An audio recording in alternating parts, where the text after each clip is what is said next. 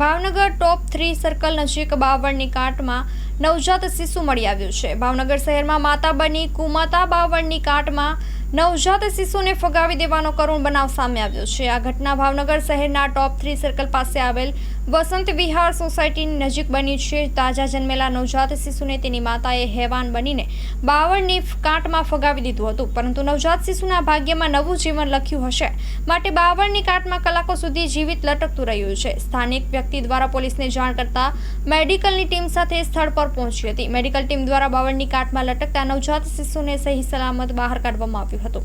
હાલ આ નવજાત શિશુને સારવાર માટે હોસ્પિટલ લઈ જવામાં આવેલ છે। Story report by Anil Gohil, Bhavnagar સાથે કેમેરામેન મનાલ રાજ્યગુરુ। માં motor driving, safe and sure driving. Driving એ શોખ સાથે આપની મોટી જવાબદારી પણ છે। અમારા ઇન્સ્ટ્રક્ટર દ્વારા સચોટ અને સરળ માર્ગદર્શન આપની રોજની તાલીમની માહિતી મેળવીને શું અધુરાશ છે એના ઉપર પૂરું ફોકસ કરાય છે।